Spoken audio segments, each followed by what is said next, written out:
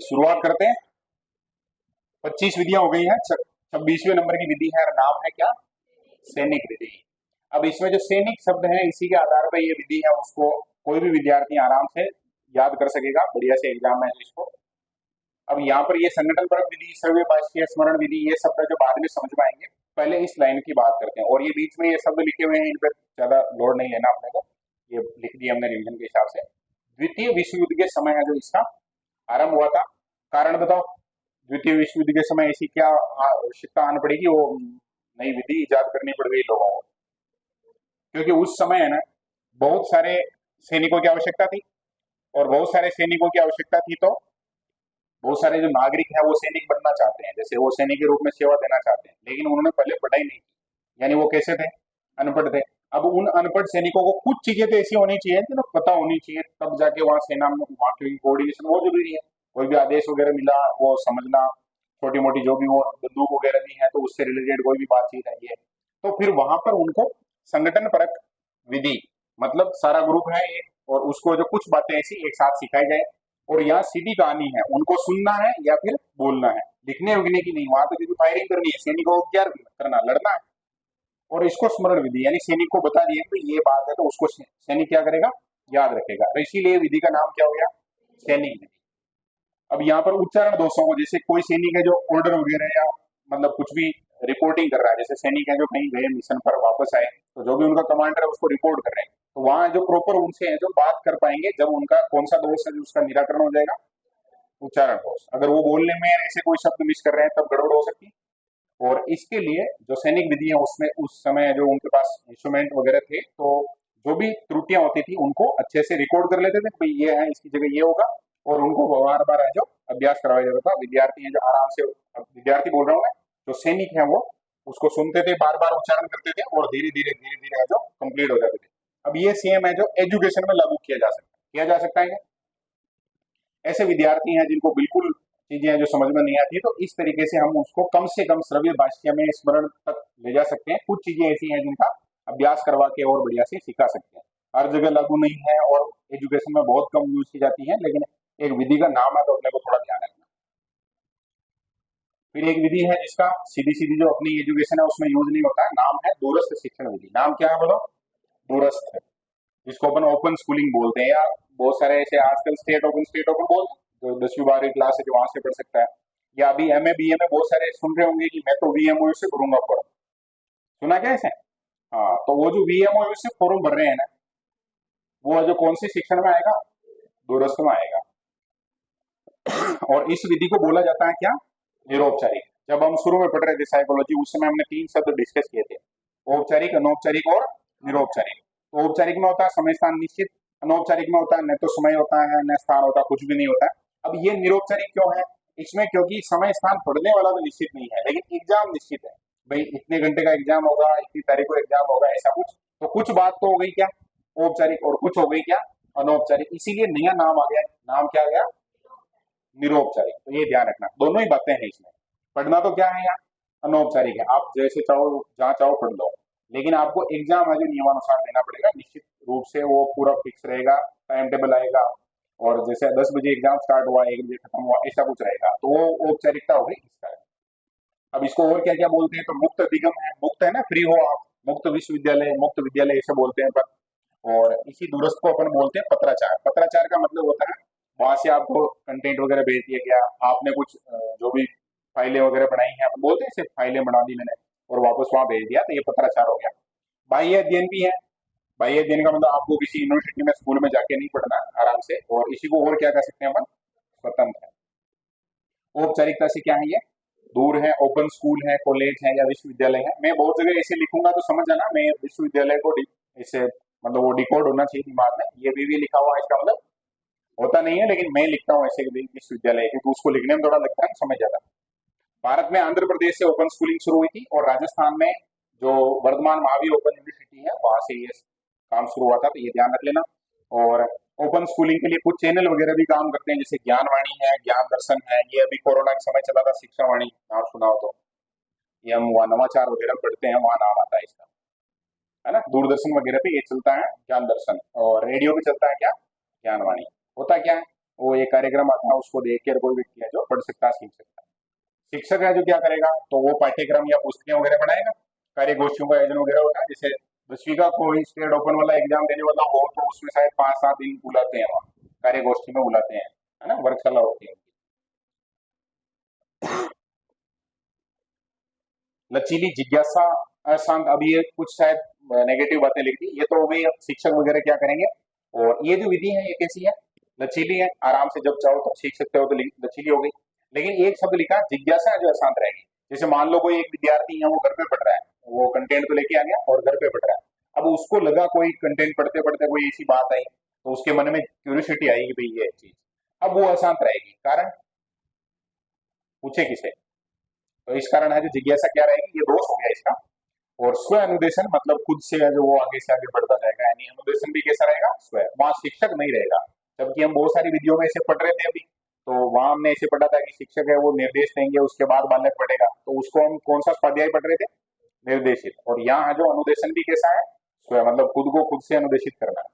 और ये जो कार्य गोष्ठियों के संदर्भ में लिखा है, तो ये 15-30 दिन की हो सकती है, अलग अलग संदर्भ में है, ये ध्यान रख लेना। जैसे मैंने बीएड की थी तो वो बीएमओ से की थी, तो उसमें जो छह छह दिन की है, जो दोनों साल है, जो अलग से कार्य गोष्ठियां रखी गई थी।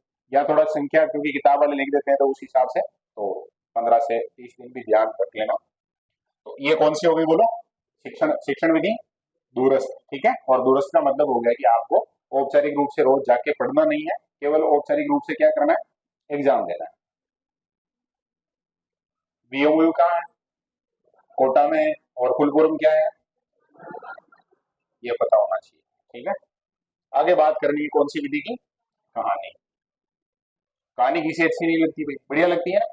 कोई भी बालक है उसको बचपन में तो नैतिक शिक्षा की ऐसी खूब सारी कहानियां हमने पढ़ी, पढ़ी या नहीं पढ़ी, वही विधि है ये। अब इसमें आजकल तो ये बहुत बड़ा ट्रेंड है, स्टोरी टेलिंग जिसको कहा जाता है। तो बात कर लेते हैं प्राथमिक स्तर पर, ये जो उपयोगी है, तो छोटे बच्चों को कहानी ज्यादा बढ़िया लगेगी। लेकिन इसके लिए जो निपुण शिक्षक चाहिए, कहानी है जो प्रॉपर हाव भाव के साथ बोल सकता हो, जिसको पता हो कहानियां किस समय कौन सी कहानी कहें। उद्देश्य से अवगत होना चाहिए, इस तरह अनुकूल कहानी, मतलब आप 5वीं क्लास के बच्चों को सुना रहे हैं मंगल ग्रह की, एलन मस्क की कहानियां सुनाने लगे, तो वो थोड़ी गड़बड़ हो सकती है। प्रभावपूर्ण शैली होनी चाहिए, प्रस्तुतिकरण बढ़िया हो, और प्रसंगानुकूल हो, ये अपन समझ रहे हैं, प्रसंगानुकूल टीएलएम, मतलब शिक्षण सहायक सामग्री ऐसी हो तो उसमें उपयोग की जा सके। अब इसी विधि के गुण देखो, रुचि, बालक की जब भी कहानी सुनता है तो कहानी में स्वाभाविक रुचि आती है, सही है क्या। और जैसे जैसे वो कहानी आगे बढ़ती है, जैसे कभी देखना वो सीरियल वगैरह चलते हैं, नाटक जिनको बोला जाता है, तो एक दिन का वो जैसे 1 घंटे का एपिसोड है, तो वो एपिसोड जब खत्म हो गया ना, उसके बाद भयंकर लेवल की क्यूरियोसिटी रहती है कि आगे क्या हुआ, और वो उस नाटक को ऐसी जगह ले जाके छोड़ेंगे जहां से फिर मामला एकदम अलग। और आजकल फिल्में बनाने वाले जो हैं, वो डायरेक्टर वगैरह, उन्होंने भी इसको फॉर्मूले को जो अपनाना शुरू कर दिया। एक मूवी बनती है, फिर वो ऐसी जगह जाके एंड करते हैं कि फिर दूसरी बनती है। ये शुरुआत हुई थी बाहुबली मूवी से, फिर उसमें वो एक क्वेश्चन आया था कि भाई ये क्यों मारा उसको बाहुबली को, और उसके बाद फिर वो भयंकर लेवल बीट हो गया।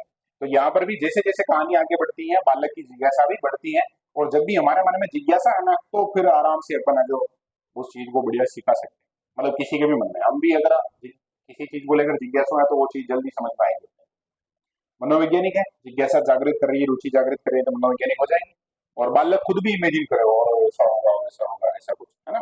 जैसे मैंने कहा भी था एक कहानी की, बचपन में वो मुर्गी वाली कहानी, सोने का अंडा देने वाली, तो बालक इमेजिन करेगा ना कि यार ऐसा भी हो सकता है।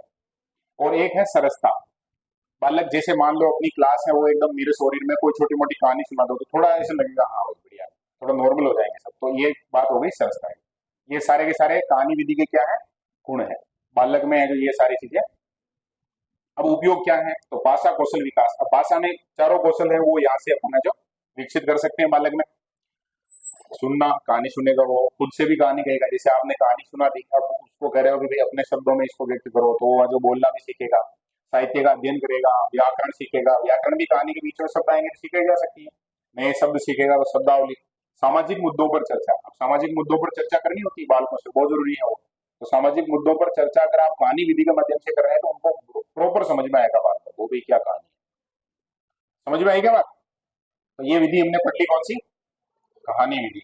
अब अगली विधि आ गई है यहाँ, कौन सी, दल शिक्षण। दल शिक्षण का मतलब, दल यानी क्या होता है, दल शब्द है जो कहाँ यूज करते हैं अपन? पार्टियां वगैरह ऐसे बोलते हैं ना, इस दल का उस दल का। या दल का मतलब टीम भी होता है क्या? समूह है, टीम। तो यहाँ टीचर्स की टीम होती है, पढ़ो देखे क्या क्या लिखा है।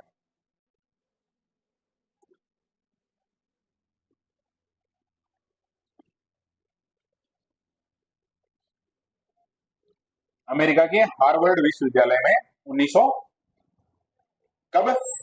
55 में मिशिगन और हार्वे, ये विद्वानों का नाम है, मिशिगन और हार्वे शिक्षाविद है, इन्होंने ये दल शिक्षण विधि है जो क्रिएट की थी, स्टैब्लिश की थी। और इसी दल शिक्षण को अपन दल को टोली भी कह सकते हैं, तो टोली शिक्षण विधि भी है ये, ठीक है। एक टॉपिक को अलग अलग शिक्षक विशेषज्ञ पढ़ाते हैं। अब ये कहानी थोड़ी सी इसमें समझनी है, कम से कम कितने शिक्षक होने चाहिए? दो, या दो से ज्यादा भी हो सकते हैं। अब इसका मीनिंग क्या है जो देखो, जैसे शिक्षण विधियां मैं पढ़ा रहा हूँ यहाँ पे, अब मैंने शिक्षण विधियां पढ़ा दी, अब एक टीचर और है जो वहां बैठे हैं या क्लास में ही है, अपने इसी परिवेश में है, मैंने जैसे ही वो पार्ट अभी खत्म किया, अब वो आ गए, उन्होंने पढ़ाया, और एक और शिक्षक आ गए, उन्होंने पढ़ाया, और सेम ही टॉपिक है, और वो विधि है जो क्या नाम से जानी जाएगी? दल शिक्षण विधि, ठीक है। दो या दो से अधिक शिक्षक या जो विषय विशेषज्ञ होते हैं वो पढ़ाते हैं। फायदा है क्या इसका? फायदा है ना।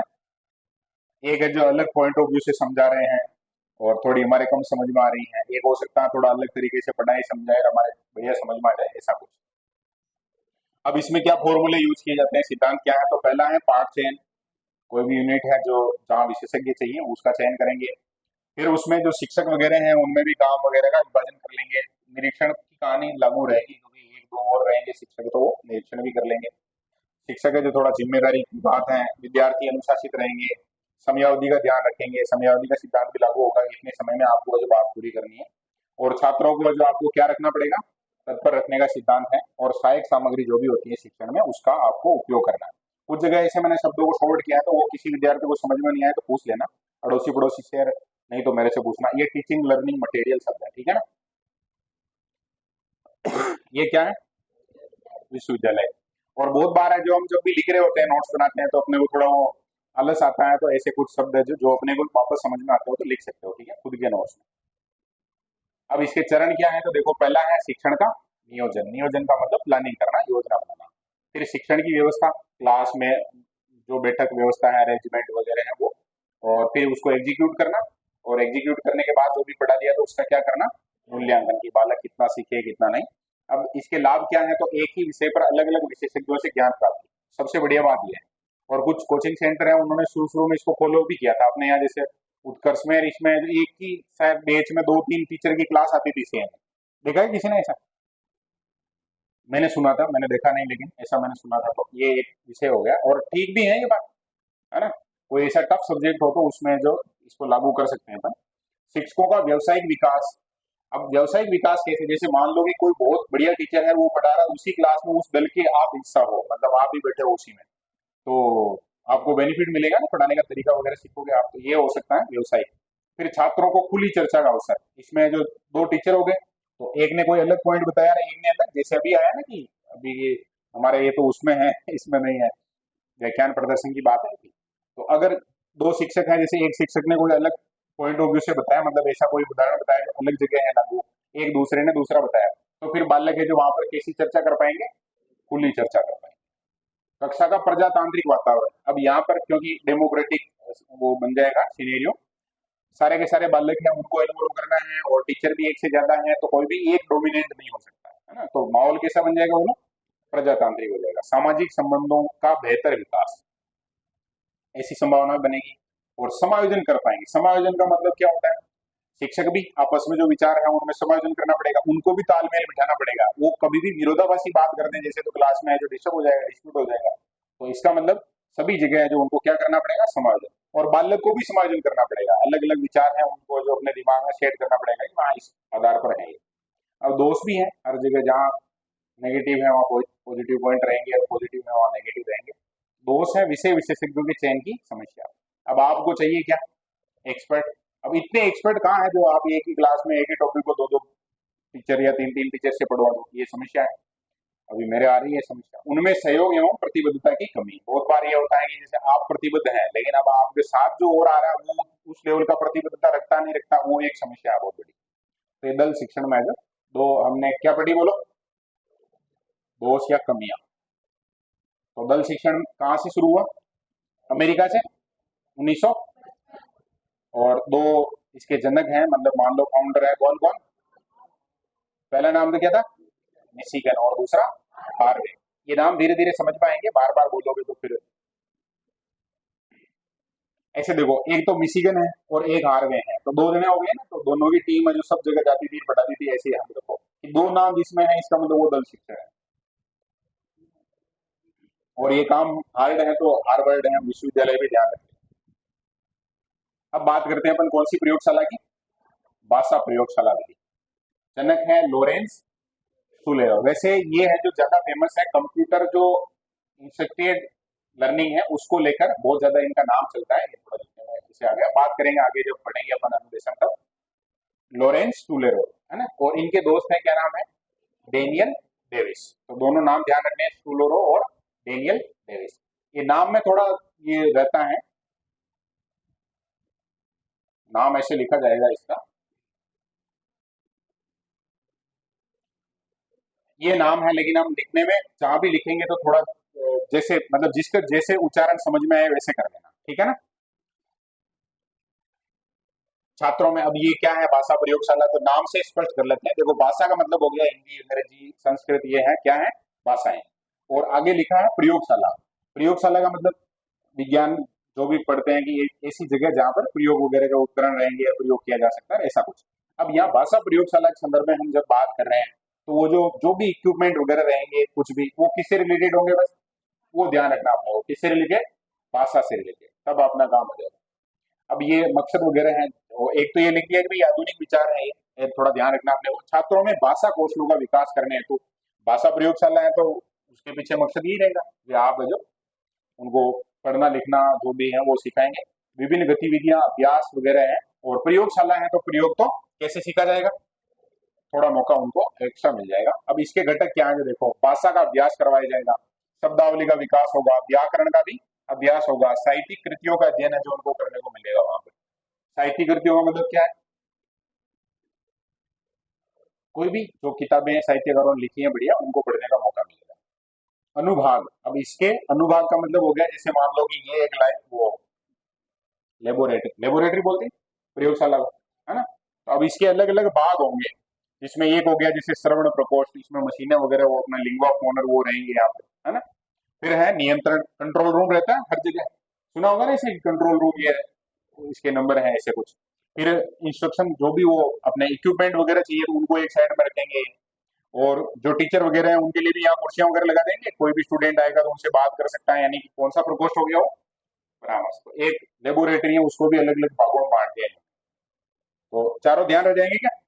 एक तो कौन सा है? और ये श्रवण, श्रवण शब्द ध्यान रखना, अभी हम जो बात कर रहे हैं ना वो बात कर रहे हैं कौन सी प्रयोगशाला की? भाषा की। जब हम साइंस वगैरह पढ़ेंगे तो उसमें थोड़े से नाम अलग आएंगे, तो वो उस हिसाब से अलग हो जाएगा, ठीक है। बाकी कंट्रोल है, परामर्शदाता प्रकोष्ठ है, और कौन सा है? उपकरण। अब लाभ क्या है इसका? तो समझ और विचार शक्ति का विकास। वहाँ मशीनें वगैरह जो भी अलग अलग प्रकार की चीजें, ग्रामर की किताबें, साहित्यिक कृतियां, सारी जो हम बातचीत कर रहे हैं ये चीजें रहेंगी। अब ये चीजें हैं, इनके साथ काम करने का बालक को मौका मिल रहा है, तो बालक की समझ विकसित होगी और वो विचारवान बनेगा, विचार शक्ति का भी क्या होगा? विकास होगा। और भाषा कौशल विकसित करने का उसको अवसर मिलेगा। भाषा कौशल में ये चारों अपने को याद रखने कौन कौन से, बार बार बोलेंगे LSRW, तो ये थोड़ा कंप्लीट हो जाएगा। इसमें अपने को प्रोडक्टिव और रिसेप्टिव भी ध्यान रखने हैं, अंग्रेजी में जब पढ़ेंगे तो उस समय ये नाम आएगा। तो प्रोडक्टिव दो ही है, बोलना और लिखना। और रिसेप्टिव कौन से हैं? पढ़ना और सुनना। तो विधि कंप्लीट है क्या? कौन सी विधि पढ़ी है मैंने? भाषा प्रयोगशाला। कितने प्रकोष्ठ हैं? 4 है। पहला कौन सा? श्रवण प्रकोष्ठ, फिर नियंत्रण, फिर उपकरण, और एक परामर्श प्रकोष्ठ। रह जाएंगे ध्यान में। आधुनिक है कि आधुनिक है, ये थोड़ा आधुनिक शब्द भी हो रहा है, ध्यान रखिए। और बालक क्या सीखता है वहां पर? LSRW सीखता है, ठीक है ना। उसके जो भाषा कौशल है वो डेवलप हो जाएंगे। और एक बात की हमने भी, उसमें सूझ और विचार शक्ति का विकास होगा, ठीक है ना। अगली विधि है, नाम है क्या? प्रदर्शन विधि। अब प्रदर्शन का मतलब क्या है? बोलो। अरे अभी इसी पे तो बात की हमने, प्रदर्शन का मतलब क्या है? ये प्रदर्शन है, जैसे मैं ये बता रहा हूँ, तो ये देखो इधर देखो क्या है, तो अगर बता रहा हूं मैं सब बोल रहे हो तो ये एक तरीके से क्या हो गया, प्रदर्शन हो गया। अब ये इस प्रकार की विधि का भी उपयोग किया जाता है एजुकेशन, तो उस विधि को क्या बोल देते हैं अपन, प्रदर्शन विधि बोल देते हैं। पढ़ लेते हैं इसमें जो कंटेंट है उसको पहले देख लेते हैं। पाठ्य को मूल प्रतिमान के रूप में दिखाना। अब ये प्रतिमान का मतलब क्या होगा, अंग्रेजी में बोलेंगे इसको मॉडल, ठीक है ना। जैसे हम ग्लोब की बात करते हैं तो वो क्या प्रतिमान है एक तरीके से, किसका, पृथ्वी का प्रतिमान, ठीक है। किस पर आधारित है, गेस्टाल्टवाद पर आधारित है। अब गेस्टाल्टवादियों ने कहा था ना समग्र या पूर्ण आकार में हमें जो बात करनी चाहिए, तो बात करते हैं शिक्षक विषय वस्तु आधारित, लेकिन देखने बालक भी देखने की उत्सुकता में सक्रिय रहता है। मतलब यहाँ पर दोनों है जो सक्रिय रहेंगे, शिक्षक क्योंकि उसको तो प्रेजेंट करना अभिव्यक्ति के लिए वो जो थोड़ा सक्रिय है, और बालक है वो जो सक्रिय रहेगा क्योंकि उसको मॉडल वगैरह जो भी है कुछ दिखाया जा रहा है वो उसको देखने के लिए उत्साहित रहेगा, ठीक है ना। तो दोनों हो गए सक्रिय। हिंदी शिक्षण में किसी घटना का जीवंत वर्णन भी इसमें आ जाएगा प्रदर्शन में। अब जीवंत घटना का वर्णन ये थोड़ा समझो, घटना का जीवंत वर्णन का मतलब क्या है, जैसे हम रामायण पढ़ रहे हैं, रामायण साहित्यिक कृति है, ठीक है, कोई ऐसे मत सोचना ना कि, तो वहां पर एक पंचवटी प्रसंग है। कौन सा प्रसंग है, पंचवटी प्रसंग। तो वहां तुलसीदास जी जो लिखते हैं ना उसको हम पढ़ेंगे तो हमें ऐसे लगेगा जैसे हम खुद ही पंचवटी में ही है, और सारा कुछ वो एकदम प्रॉपर तरीके से प्रक्रियाएं वगैरह बता रहे हैं। तो वो घटना का कौन सा वर्णन हो गया, जीवन। या युद्ध वगैरह के बारे में अगर हम पढ़े, जैसे निराला जी की एक बहुत फेमस रचना है राम की शक्ति पूजा, साहित्यिक कृतियां अगर थोड़ा बहुत हिंदी साहित्य का बहुत सारे विद्यार्थी हैं तो वहां कभी सुना हो ऐसे, सूर्यकांत त्रिपाठी निराला का नाम सुना है। अब वहां युद्ध की बात जब वो करते हैं ना ऐसे, तो इधर से तीरें चल रही है, वो मतलब इस प्रकार ऐसे लगता है जैसे अपन युद्ध के बीच में खड़े और तीरें अपने ऊपर से निकल रही है, मतलब वो लाइनों को पढ़ने पर ही ऐसे लगता है अपने को। तो इसका मतलब हो गया उस घटना का कौन सा वर्णन है, जीवन। तो ये भी कौन सी विधि में आ गया, प्रदर्शन। अब यहाँ ये प्रदर्शन शब्द है उन्होंने तो हालांकि वहां शो किया है, लेकिन जब शिक्षक उसको बात कर रहे हैं ना विद्यार्थियों के सामने, तब वो ऐसे वर्णन करेंगे जैसे ऐसे लगेगा जैसे अपने सामने ही है, तो वो विधि भी क्या कहलाएगी, प्रदर्शन। छोटी कक्षाओं में चित्रों के माध्यम से, अब छोटी कक्षाओं में बच्चों को सिखाते हैं अपन तो चित्र बताते हैं। जैसे अनार आम सीखे होंगे तो देखा होगा एक चार्ट आता है उसमें अनार बना हुआ आता है के साथ। अब उसका कहीं पढ़ाई से कोई वो नहीं है, लेकिन ये कौन सी विधि है जो काम करती है, प्रदर्शन। उसको चित्र नजर आता है तो चित्र, वो फोटोग्राफिक मेमोरी थोड़ी ठीक होती है उनकी, तो उनके दिमाग में बैठ जाता है। और बहुत सारे बच्चों को फिर जब वो पढ़ते हैं ना नाराम, तो उनको फिर ऐसे अनार इतना ज्यादा रट लेते हैं कि ए पढ़ाना फिर मुश्किल हो जाता है, उसको ए बोलने में समस्या आती है। जब भी आप कहोगे ये क्या है, ऐसे अनार अनार बोलेगा उसको, ये समस्या आ जाती है, इतना मतलब वो स्ट्रॉन्ग बॉन्डिंग हो जाती है। अब ये कहाँ यूज होगा, तो देखो हिंदी में क्या पढ़ाते हैं, और क्या पढ़ाते हैं, एक नाटक का नाम बताओ हिंदी के किसी का फेमस नाटक हो कोई, जयशंकर प्रसाद का फैन नहीं है क्या कोई, नाम तो सुना जयशंकर प्रसाद का, गुरु स्वामिनी चंद्रगुप्त, ऐसे खतरनाक खतरनाक नाटक लिखे रहे, हाँ? स्कंदगुप्त, हम्म, गोदान, गोदान तो उपन्यास है, मैं नाटक पूछ रहा हूँ, नाटक वो भारतेंदु का है ना। और कुछ इधर से नाम आया है, क्या बताया, कुछ कुछ ऐसे याद हो रहा, हमारे स्कूल में नाटक करते हैं 15 अगस्त को और 26 जनवरी को। ये हम साहित्यिक नाटक की बात कर रहे हैं, ठीक है, ओके। आजकल तो वैसे वो बर्थडे वर्डे के बीच में ऐसे लिखने लग जाते हैं, ड्रामा क्वीन और ऐसे ड्रामा कर ऐसे आने लगे हैं ना नाम, आजकल थोड़े नए नए शब्द आ जाते हैं ऐसे। और क्या सिखाया जाता है प्रदर्शन से, व्याकरण, और क्या, शब्दावली, और साहित्यिक कृतियां वगैरह हैं उनको भी है जो इस तरीके से पढ़ाया जा सकता है। अब प्रदर्शन विधि के भी सोपान होते हैं तो इसको पढ़ते हैं अपन, और उससे भी कनेक्ट कर लेते हैं। जब हम बात कर रहे थे ना, क्या बात कर रहे थे, व्याख्यान विधि में नाम आया था एक जगह, तो लगभग वहां जो बात कर रहे थे वही है। पहले तो क्या करना पड़ेगा आपको, वस्तु का चयन या तथ्यों का क्या करना पड़ेगा, जिनको आप प्रदर्शित करना चाहते हैं उनका पहले संकलन करना पड़ेगा, फिर तथ्यों की क्या करनी पड़ेगी, व्याख्या, फिर वस्तु का प्रदर्शन, फिर मूल्यांकन, और लास्ट में क्या कर लो, प्रतिवेदन या आलेखन, ठीक है ना। तो ये सोपान ध्यान रखने अपने को, और विधि इतनी है तो वापस बात कर लेते हैं। विधि का नाम क्या था, प्रदर्शन विधि। थोड़ी बहुत समझ में आई क्या बात। हिंदी के संदर्भ में एक दो बातें ध्यान रख लेना, एक तो ये लाइन है और एक ये लाइन, ठीक है। बाकी और विषय भी जैसे छोटे बच्चों को सिखाना तो चित्र दूसरे भी हो सकते हैं, वहाँ केवल वर्णमाला की बात नहीं है। और एक ये याद रखना है अपने को सभी जगह सोपान की, सबसे पहले आप जो तथ्यों का क्या करोगे, संकलन करोगे, फिर है जो उनकी व्याख्या करोगे, उनका प्रदर्शन करोगे, बाद में मूल्यांकन करोगे, और लास्ट में आलेखन। और जब भी ये मूल्यांकन का क्रम चेंज हो रहा है तो पक्का याद रखना उसको, ठीक है ना, आलेखन लास्ट में आएगा। आलेखन का मतलब क्या होता है ये बताओ।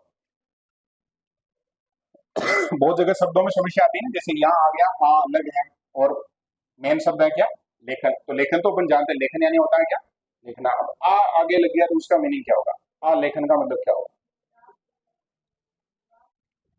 वो आरेख है, आलेखन है ये, या फिर केवल आलेख है,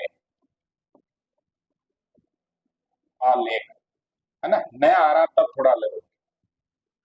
बताओ देगा, एक शब्द सुना होगा आरेख, ग्राफ वगैरह बनाते हैं तो बोलते हैं ये शब्द आता है वहां, आरेख। क्या होगा आलेखन का,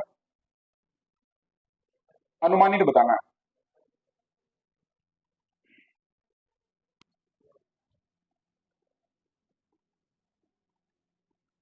लेखा जोखा, हाँ, हाँ, ये शब्द ठीक हो सकता है इसके लिए, क्या, प्रतिवेदन। मतलब पूरी प्रक्रिया है उसको जो शब्दों में डाल देंगे कि भाई शुरू में हमने यहाँ से तथ्य कलेक्ट किए, इस प्रकार से बताया, बच्चों को ये ठीक लगी, ये बात समझ में नहीं आई, जो भी सारा कुछ है जो लास्ट में आएगा उसको क्या कहा जाएगा, आलेखन, ठीक है। और लास्ट में आलेखन है, ध्यान रखना, मूल्यांकन के लिए बाद में। अब निष्कर्ष थोड़ा सा अलग होगा इससे, आलेखन और निष्कर्ष में हल्का फुल्का सा अपन ऐसे कह सकते हैं, जैसे नेगेटिव भी हो सकता है निष्कर्ष, तो यहाँ पॉजिटिव बात ही लिखनी है आपको। चलो अगली विधि की बात करते हैं, कौन सी विधि है, जेक टॉट। और इसी विधि को और किस नाम से जानते हैं, वाक्य संशोधन विधि, वाक्य में क्या करना, संशोधन करना। अब ये जेक टॉट नाम लग रहा है कि अंग्रेज वगैरह है उनसे जुड़ा हुआ नाम है ना, जेक पोट या जेक टॉट ऐसे शब्द सुनते हैं अपन अंग्रेजी में। तो ठीक है, बात करते हैं इसमें होता क्या है। सर्वप्रथम कुछ शब्द या वाक्य हैं जो क्या करोगे आप, बोर्ड पे लिख दोगे, ठीक है। आपने लिख लिया, अब बच्चा भी उसको देख के और लिख लेगा। अब एक बार बच्चे ने लिख लिए, आपने लिख दिए, फिर उसको आपने जो बोर्ड से हटा दिया, या बच्चे को कहा कि भैया अब पेज है जो पलट दो, अब वो जो वापस से उसको याद करके रिकॉल करके और लिख रहा है। अब लिखते समय क्या होगा, कुछ जगह उसकी त्रुटि होगी, गलतियां होगी, और बाद में वो जो त्रुटियां हैं उसको जो पहले देखकर लिखा था उसके साथ वो मिलान करेगा, वापस जो भी उससे गलतियां हुई हैं उसको सही करेगा, सुधारेगा। और ये विधि का नाम हो गया क्या, चेक पॉट। बढ़िया है क्या विधि, जोरदार है, अरे बोलो, है क्या। और भी कुछ अगर किसी ने थोड़ी बहुत डेफिनेशन है जो अलग अलग सब्जेक्ट में अलग है, तो किसी ने और भी पढ़ा है तो बताओ दे, नहीं तो मैं इसमें जो लिखा हुआ उसको पढ़ देता हूँ एक बार। सर्वप्रथम कुछ शब्द वाक्य बोर्ड पर लिखवाना, फिर बालक द्वारा उनको देखकर लिखना, फिर बिना देखे लिखकर उसका सही से मिलान करते हुए वर्तनी सुधार और अर्थ ग्रहण करना। मतलब दोनों काम हो रहे हैं, गलती हो रही है वर्तनी में तब भी वो सही कर लेगा, और उसको पढ़ रहा है तो उससे उसको जो कुछ जो भी समझना उसको समझ भी लेगा, ठीक है ना। विधि का नाम क्या हो गया, जेक पॉट। और ये विधि बढ़िया हो सकती है ना, छोटे बच्चों के लिए बढ़िया हो सकती है, एक बार वो देख के लिख रहे हैं तो फिर उनको कॉन्फिडेंस आ जाएगा, बाद में बिना देख के लिख सकते हैं वो। अगली विधि है, नाम है क्या, व्याकरण अनुवाद विधि। ये तो दूसरी विधियों से भी थोड़ी थोड़ी मैच कर जाएगी वैसे। भंडारकर विधि भी बोलते हैं इसको, क्योंकि रामकृष्ण गोपाल भंडारकर है, उन्होंने इसको जो इजाद किया था, इसीलिए नाम क्या हो गया विधि का, भंडारकर विधि, ठीक है। व्याकरण या भंडारकर विधि। अब प्रस्तुत करता है रामकृष्ण गोपाल भंडारकर, इसीलिए ये भंडारकर विधि है, ये तो समझ में आ गया। पढ़ते हैं इसमें क्या है, दूसरी भाषा का व्याकरण रटवाकर मातृभाषा में अनुवाद करना। मतलब दो भाषाएं एक साथ सिखाई जा रही है, लेकिन दूसरी भाषा है उसका व्याकरण आपने पहले ही बालक को क्या कर दिया, रटवा दिया। रटवाने की बात आते ही इससे क्या हो जाएगा, ये अमनोवैज्ञानिक हो जाएगा, ठीक है ना। पठन लेखन कौशल पर, क्योंकि रटवा रहे हैं आप, इसका मतलब बालक को बार बार क्या करना है, पढ़ना है, या फिर आप उसको जो लिखवाएंगे। तो पठन और लेखन कौशल है वो दोनों है जो ज्यादा प्रभावशाली रहेंगे। और विधि कैसी है बोलो, मनोवैज्ञानिक है। और ये विधि में थोड़ा अनुमान लगा सकते हैं अपन की ये कौन सी भाषा से आई होगी, संस्कृत से, थोड़ा थोड़ा लग रहा है ऐसा, है ना। अंग्रेजी थोड़ा जुड़ सकता है, मनोवैज्ञानिक है, ध्यान रखना, ठीक है। व्याकरण अनुवाद विधि है वो कैसी है, मनोवैज्ञानिक है। और जिस भी विधि में रटवाना शब्द आ जाए तो वो तो मनोवैज्ञानिक रहेगी, गारंटेड है। आगे है द्विभाषी, क्या नाम है, द्विभाषी विधि। द्विभाषी का मतलब बाइलिंगुअल, जो अंग्रेजी में अपन पढ़ते हैं। और जनक है सीजे डॉडसन, अंग्रेजी में पढ़ेंगे सेम, इसका ट्रांसलेशन अंग्रेजी में भी है। तो सीजे डॉडसन है वो इसके फाउंडर है। दो भाषाओं को एक साथ साथ पढ़ाना, और इसको ये मैंने मेरे हिसाब से लिखा है कि ये मीनिंग याद करते थे ना अपन बचपन में, मतलब चौथी पांचवी क्लास में, वो बिल्कुल इसका उदाहरण है। उसमें एक साइड में हिंदी का और एक साइड में किसका अक्षर रहता था, शब्द रहता था, अंग्रेजी का रहता था ना ऐसे। तो इसका मतलब वो बिलिंगुअल है, इंग्लिश हिंदी और इसमें जो भी भाषा अपने को सीखनी है, मतलब जैसे मान लो हिंदी हमारी मातृभाषा है, तो हमें जो भाषा सीखनी है उसको डॉटसन ने कौन सी भाषा कहा है, लक्ष्य भाषा। और जगह हम शब्द यूज कर रहे हैं, जैसे मान लो द्विभाषी विधि में आपका जो तो ऐसा कोई प्रश्न बनाना चाहिए सत्य असत्य का, तब थोड़ा सा ध्यान रखेंगे, क्योंकि दो भाषाएं हैं तो उसमें एक तो कौन सी हो गई, मातृभाषा, और एक भाषा को हम दूसरी भाषा, नई भाषा, जो हम सीखना चाह रहे हैं वो भाषा, और इन्होंने शब्द काम में लिया क्या, लक्ष्य भाषा, जिसको सीखना है। और इसमें जो इन दो विधियों का मिश्रण है ये भी बात करनी चाहिए। एक तो है व्याकरण, अभी जस्ट हमने बात की कि भी दूसरी के भी नियम वगैरह हटवाए जाते हैं, और एक कौन सी, प्रत्यक्ष विधि, डायरेक्ट मेथड पढ़ा था हमने, कौन से विद्वान ने दिया था, डॉक्टर,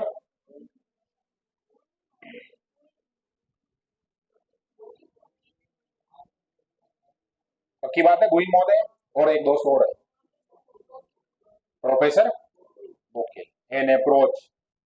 आ रहा किताब का नाम याद, संस्कृत एंड,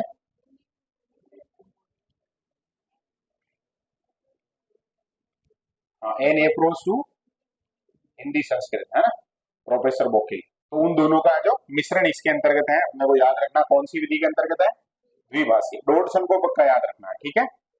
और अंग्रेजी में इसके लिए आ जाएगा टारगेट लैंग्वेज, पढ़ेंगे अंग्रेजी में भी अपन। अगली विधि है, नाम है क्या, अभिक्रमित अनुदेशन विधि। ये इसमें थोड़ी सी डिटेल अपन ज्यादा बात कर सकते हैं, क्योंकि ये भी महत्वपूर्ण विधि है, इसमें थोड़े अलग अलग प्रकार वगैरह भी हैं। तो बात करते हैं, एक तो फाउंडर है बी एफ स्किनर और जेम्स हॉलैंड। मेन नाम है तो किसको याद रखना अपने को, हालांकि शब्द वगैरह और थोड़ा सा अलग विद्वान के नाम आएंगे, लेकिन जो मेन व्यक्ति है वो स्किनर ही है। शब्द पहली बार लेके आए थे सिडनी एल प्रेसी, विद्वान है ये, कौन है, सिडनी एल प्रेसी। और इस विधि को हम स्वगति या व्यक्तिगत विधि या समग्रता सिद्धांत से प्रयुक्त होने वाली विधि भी कह सकते हैं। कौन सी विधि है, अभिक्रमित। अब इसमें स्वगति शब्द का मतलब यह है कि जैसे बालक सीखेगा वैसे वैसे आगे आगे से आगे उसको कंटेंट मिलता जाएगा और सीखेगा, यानी अपनी गति से सीख सकता है। और हर विद्यार्थी के लिए अलग होगा फिर, क्योंकि किसी की स्पीड ज्यादा है किसी की कम है, तो वो व्यक्तिगत विधि होगी, ठीक है। और सारा कुछ सीखेगा, तरीके से सीखेगा। संपूर्ण पाठ्यक्रम को कैसे पदों में बांटते हैं अपन, छोटे छोटे। इन पदों को यहाँ जो और नाम से जानते हैं, किस नाम से, फ्रेम के नाम से, ठीक है, अलग अलग फ्रेम बना दी जाती है।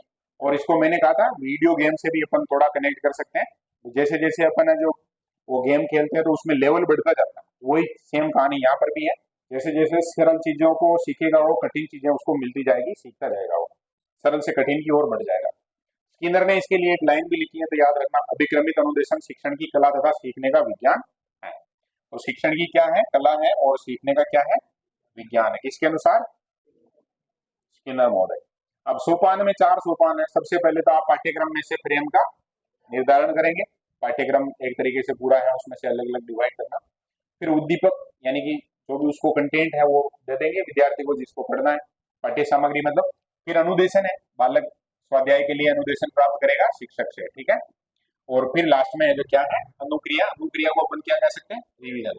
जैसे मान लो वो जो प्रैक्टिस करते करते करते करते सीख रहा है, अब कंप्लीट हुआ है, जैसे आपका आपने जो भी उसको लक्ष्य दिया था वो कंप्लीट कर लिया, तो आप उसका क्या करवाएंगे, उसको लास्ट में रिवीजन करवाएंगे। मैंने थोड़े सरल शब्द ये इधर भी लिख दिए, तो थोड़ा अपन समझ सकते हैं, इन शब्दों को कोशिश करना जो आ जाएगा, है ना। एक क्रिया के बाद में वापस क्रिया करते हैं तो उसको क्या बोलते हैं, अनुक्रिया। तो अनुक्रिया ही है रिवीजन तो। अब इसके 3 प्रकार हैं, कितने प्रकार है, मुख्य रूप से 3, वैसे 4 है, कंप्यूटर वाले को आजकल ऐड कर लिया इसमें, लेकिन मेन है जो 3 है। और इसको थोड़ा सा मैंने जो शॉर्ट कर रखा, किसी को कम समझ में आए तो उसको कोशिश करनी है कि किताब से वो बढ़िया से पढ़े, कोशिश करनी है, ठीक है ना। पहला है रेखीय, कौन सा है, दूसरा है क्या, साखी, और तीसरा है मैथेटिक्स। मैथमेटिक्स नहीं है, क्या है, मैथेटिक्स। लिखने में थोड़ा सा ऐसे उलझा हुआ सा लग रहा है, लेकिन धीरे धीरे अपन सीख लेंगे, इसको समझ लेंगे। पहले तो नाम एकदम कंप्लीट आना चाहिए, रेखीय, साखीय और मैथेटिक्स, ठीक है। अब तीनों के फाउंडर अलग अलग है। रेखीय में आएगा नाम बीयर स्किनर का, साखी में आएगा नॉर्मन क्राउडर का, और जैसे ही मैथेटिक्स का नाम आए तो अपने को याद रखना थॉमस हिल्बर्ट को। इस मैथेटिक्स को अवरोही भी बोलते हैं, ठीक है। अवरोही का मतलब बड़ा पहले छोटा बाद में ऐसे जमाते हैं, वो वाला अवरोही मैथेटिक्स। क्लियर है ये कहानी, मैथेटिक्स आया था क्या, तीनों आए थे, ठीक बात है। तुम थोड़ा बताओ ना क्या लिखा, मन से ही चिपका दिया कुछ भी, इन एग्जामों में चेपते ही हैं अपन, हाँ, बढ़िया होशियार। बीए के एग्जाम हो गए, थ्योरेटिकल जो भी है। और कंपटीशन की तैयारी करने वाले विद्यार्थियों के जीवन का सबसे बड़ा दुर्भाग्य यही रहता है क्योंकि वहां भी वो अगर तैयारी करे तो उनके फायदा हो सकता है, लेकिन वहां इन्वायरमेंट ही नहीं है ऐसा, और क्योंकि कॉपी चाहिए करने वाले। अभी जैसे मान लो उनको पढ़ के नहीं जाते हैं विद्यार्थी, हर कुछ ही लिखते हैं, फेल कर दो, देखिए 2-3 साल तक फेल करते जाओ, ऑटोमेटिक सब उसकी कोचिंग ही चल जाएगी। लेकिन वहाँ है, अब समस्या तो है। चलो, नाम रेखीय, साखीय, मैथेटिक्स, ठीक है। मैथेटिक्स को और क्या बोलते हैं? अवरोही। बीएफ स्किनर किसका फाउंडर है? क्राउडर किसका है? और गिलबर्ट किसका है? ये याद हो गए ना, ये अपने को याद रखने, नाम याद हो गए। इसके बाद अपन बात करते हैं, जैसे बालक को सिखा रहे हैं हम, तो कौन सी विधि, कौन मतलब इसके बाद है तो कौन सी किसके लिए? देखो, पिछले बालक के लिए कौन सी है? रेखीय, मतलब उसको जो पहले ये सिखा दिया, फिर अगला सीख रहा, फिर अगला सीख रहा, ऐसे वो सीखता जाएगा आगे से आगे, ठीक है। ये कैसे बालक के लिए हो गई? पिछड़े बालकों के लिए। फिर दूसरे नंबर पे साकी है। साकी है का मतलब इसी में, और हम साकी का मतलब यही तो होगा, और कोई नया पॉइंट, ऐसी कोई विशेष बात आ गई बड़े लेवल पर भी कोई समझाना है तो ये, क्योंकि वो प्रतिभाशाली है तो वो सीख भी जाएगा। तो साकीय पद्धति किसके लिए यूज होती है? प्रतिभाशाली के लिए। और बहुत सारे बालक है जो न तो पिछड़े बालक होते हैं, न ही प्रतिभाशाली होते हैं, वो कैसे होते हैं? समस्या बालक। अब समस्या बालक किसको कहेंगे? समस्या बालक की भी तो परिभाषा होनी चाहिए, पता अपने को, बोलो। हम्म अरे साइकोलॉजी में पढ़ा रहे हैं तो समस्या वाला अपराधी जैसे नहीं पढ़ते हैं क्या? अरे क्लास में जो होमवर्क नहीं करके लाता है, क्लास बंक कर जाता, भाग जाता है, ऐसे बालक क्या है? मास्टर के लिए समस्या है, घर वालों के लिए समस्या, समाज के लिए समस्या, खुद के लिए समस्या, तो वो क्या है बोलो? समस्या बालक। तो समस्या बालक के लिए आपको कौन सी टेक्निक यूज करनी है? मैथेटिक्स यूज करनी है। ये बात क्लियर हो गई? अब देखो, उधर लिखा बाह्य पक्ष, उधर लिखा आंतरिक, और इधर लिखा है क्रियात्मक। इनको समझो। जैसे आप रेखीय पद्धति उपयोग कर रहे हैं, जैसे तो पिछड़े बालक है उनको आप अभी बराबर लाना चाहते हैं, तो इसका मतलब उनका कौन सा पक्ष है उसमें परिमार्जन हो रहा है? बाह्य पक्ष में, ठीक है। व्यवहार वगैरह है जो उनका चेंज हो रहा है। अब प्रतिभाशाली है कोई बालक, जैसे वो तो सारी आईक्यू वगैरह बहुत बढ़िया है, तो उसका कौन सा पक्ष है जो डेवलप होगा? आंतरिक पक्ष। नॉलेज वगैरह बढ़ेगी, उसकी समझ बढ़ेगी, विचार शक्ति बढ़ेगी, चीजों को ग्रहण करने की क्षमता बढ़ेगी, ऐसा कुछ। तो ये अपन कह सकते हैं कि ये कौन से बालक के लिए आंतरिक पक्ष है? प्रतिभाशाली के लिए। और जो समस्या बालक है, वो समस्या बालक है, उनको तो कुछ काम वाम दो तो वो थोड़ा उधर से उनका ध्यान हट जाएगा और ठीक रहेगा। तो इनका कौन सा पक्ष है? क्रियात्मक। कौन सा पक्ष है बोलो? क्रियात्मक पक्ष। इसका अपने को जो कोशिश करनी है, समझ में आए तो ठीक रहेगा, ठीक है ना। अब इसकी डिटेल में बात करते हैं, एक बार तीनों में थोड़ा तुलना करके पढ़ लेंगे तो ज्यादा बढ़िया रहेगा। अपने रेखीय पिछड़े के लिए है, साखीय प्रतिभाशाली के लिए, और मैथेटिक्स समस्या बालकों के लिए। वहां बाह्य पक्ष साखी में है जो आंतरिक पक्ष, और जो पिछड़े समस्यात्मक बालक है उनके लिए क्रियात्मक पक्ष। अब बात करते हैं अपन की, ये जैसे रेखीय पद्धति का आप उपयोग कर रहे हैं या पिछड़े बालकों के लिए कोई विधि का उपयोग कर रहे हैं, तो आपका उस समय उद्देश्य क्या है, टारगेट क्या लेके चल रहे हो? यहाँ जो भी पिछड़ा बालक है उसको आप ज्यादा सिखाना चाहते हो, मतलब उसके व्यवहार में क्या करना चाहते हो? परिवर्तन लाना चाहते हो। और पिछड़ गया है तो पिछड़ गया, उसको आगे निकालना है, तो उसको पद एज कैसे देने पड़ेंगे, मतलब काम कैसा देना पड़ेगा? कम, छोटे, मतलब पद एज कैसे बनाएंगे आप? छोटे पद बनाएंगे। क्लियर है ये? अब कोई प्रतिभाशाली है तो उसके लिए जो पद थोड़े बड़े हो सकते हैं, और प्रश्नों का लेवल भी आप उस हिसाब से थोड़े वस्तुनिष्ठ, मतलब जो फिक्स हो वो रख सकते हैं। बालक जैसे पिछड़ा है तो उसको निबंधात्मक प्रश्नों से आप जो थोड़ा मोटिवेट कर सकते हैं, कुछ भी लिखेगा तब भी काम चल जाएगा इस, ठीक है ना। और एजुकेशन में यहाँ टारगेट था व्यवहार परिवर्तन का, यहाँ क्या है बोलो? उपचारात्मक शिक्षण। मतलब क्या हुआ? बालक ने बढ़िया से जो पढ़ाई कर ली, और उसके बाद कुछ जगह जो उसकी कमियां रही तो उसका जो समाधान आपको निकालना है, तो उपचारात्मक शिक्षण है जो साखी में काम आएगा। और जो मैथेटिक्स वाले हैं, मतलब जो समस्यात्मक बालक हैं, उनके लिए जो आप प्रयास करते हैं कि विषय वस्तु जो भी आप पढ़ा रहे हैं उस पर उनकी कमांड हो जाए, उनको आप एक्टिविटी करवाएंगे, प्रश्न वगैरह नहीं देंगे, उनको क्या करवाना? एक्टिविटी। और एक्टिविटी के लिए इधर ही शब्द लिखा क्रियात्मक पक्ष है, इसका मतलब क्या करवानी है? एक्टिविटी करवानी, गतिविधियां करवानी है। और पद इनको नहीं देने हैं, क्योंकि ये जब भी आप जो उनको काम वगैरह दोगे कुछ ऐसा कुछ तो वो फेंक देंगे, ऐसा कुछ होगा, क्योंकि नाम ही समस्यात्मक है ना। तो उनको केवल आप कुछ गतिविधियों में संलग्न करो, और धीरे धीरे जो वो सीख जाएंगे। बढ़िया टेक्निक है ये। अब बात करनी है अपने को, इसी का चौथा भाग है जो इसमें जुड़ गया है, उसका नाम है कंप्यूटर आधारित अनुदेशन। है अनुदेशन ये, लेकिन किस पर आधारित है? कंप्यूटर पर आधारित है। कंप्यूटर देता है अनुदेशन, और इसके जो फाउंडर हैं वो है कौन? लॉरेंस टूलोरो। अभी जस्ट पढ़ के आए, इसका नाम कहाँ आया था? भाषा प्रयोगशाला में भी है और यहाँ पर भी है, ठीक है। कंप्यूटर का जो सिस्टम है उसको पढ़ाने में पहली बार है जिन्होंने काम में किया था इसको। सभी प्रकार के अनुदेशन ये जो तीनों हैं, इससे जो गेम वगैरह या ऐसी पजल वगैरह बनाई जा सकती है। RICIT के बैच में जो स्टूडेंट आए थे वो थोड़ा रिकॉल कर लेंगे। अपन यहाँ गेम खिलाया था ना कंप्यूटर पे बैठ के, तो वो कंप्यूटर आधारित है। उसमें जैसे जैसे आप जो काम करते हैं वैसे वैसे थोड़ी स्पेलिंग वगैरह थोड़ी टफ आना शुरू हो जाती है, थोड़ी स्पीड बढ़ जाती है, ऐसा कुछ। तो वो मतलब कहलाएगा कंप्यूटर आधारित अनुदेशन। अगर अंग्रेजी में बोलना हो तो कंप्यूटर असिस्टेड इंस्ट्रक्शन, ठीक है ना, CAI। क्या कहेंगे उसको, बोलो, कंप्यूटर असिस्टेड इंस्ट्रक्शन। ये आया जो भी है, इसकी अंग्रेजी है CAI। अब इसके सिद्धांत है, तो पहला है क्रमिक लघु पदों का सिद्धांत। ये बात समझ में आ रही है, तो भाई उसको क्रम वाइज है जो इस प्रकार से स्टेप बाय स्टेप चीजें है जो सिखाई जाती है। दूसरा है सक्रिय अनुकूलन, मतलब बालक सीख रहा है तो एक दूसरी चीजों को जोड़ते हुए सीखेगा, यानी कि अनुकूलन करेगा। तीसरा है पुनर्बलन या त्वरित प्रतिपुष्टि। जैसे होता है ना गेम में, एक लेवल अपन जीतते हैं तो अपने पॉइंट मिलते हैं अपने, ऐसे देखा वो गेम में ऐसे सिस्टम रहता है, रिवार्ड मिलता है, पॉइंट मिलता है, ऐसा कुछ। जैसे अपने भी अभिक्रमित अनुदेशन है, टेस्ट वगैरह चलते जाएंगे ऐसे, तो धीरे धीरे धीरे अलग अलग पद वाइज अपन आगे काम करते जाएंगे, वो हो गया। वहां प्रतिपुष्टि मिल जाएगी, पुनर्बलन मिल जाएगा। बालक अपने हिसाब से सीखेगा तो कौन सा सिद्धांत लागू हो रहा है, और यहाँ बालक है उसका जो परीक्षण होता रहेगा, चेक करते रहेंगे उसको, तो छात्र परीक्षण का सिद्धांत भी लागू हो जाएगा। और ये हमने जो बात की थी ना झलक की, तो वो झलक है जो किस में मिल रही है इसकी, सुकरात की कौन सी विधि में, प्रश्नोत्तर विधि में हम जो अनुदेशन की झलक देख सकते हैं। अब अनुदेशन विधि कंप्लीट हुई है, बोलो। इसको थोड़ा सा अपने को प्रयास करके समझने की कोशिश करनी है। BF स्किनर और जेम्स हॉलैंड का शुरू में नाम आएगा 1954, और ये शब्द यानी कि जो अभिक्रमित अनुदेशन शब्द है ये यूज किया था किसने, सिडनी एल प्रेसी ने। तो तीन विद्वानों के नाम हो गए, फिर क्राउडर का, गिलबर्ट का नाम और आएगा, तो उनको भी याद है। मेन भावना है वो छोटे छोटे पदों में जो बांट के और पढ़ना। फिर विद्यार्थियों के हिसाब से इन्होंने जो ये तीन भाग कर दिए इसके, रैखिक, साखी और मैथेटिक्स। पिछड़े वाला के लिए कौन सी है, बोलो, पिछड़े के लिए है रेखीय है, होशियार प्रतिभाशाली के लिए साखी है, और समस्या वाला के लिए, जो पिछड़े बालक है उनका कौन सा पक्ष डेवलप करना है, बाई है। प्रतिभाशाली का कौन सा, आंतरिक। और क्रियात्मक पक्ष किसका, समस्या बालक का, ठीक है। जो पिछड़े बालक है उनको कैसे प्रश्न देंगे, प्रश्न निबंधात्मक, ठीक है। और जो प्रतिभाशाली है उनके लिए, और इधर इनको जो कोई प्रश्न नहीं देंगे, इनको क्या करवाएंगे, गतिविधि करवाएंगे, खेल खिलाओ कुछ ऐसा जो भी है, ये कुछ अपने को ध्यान रखना। पिछड़े बालक है उनमें अपने को क्या करना है, व्यवहार में परिवर्तन लाना है। जो प्रतिभाशाली है उनका क्या करना है, उपचार करना जहां भी अटक रहे हैं।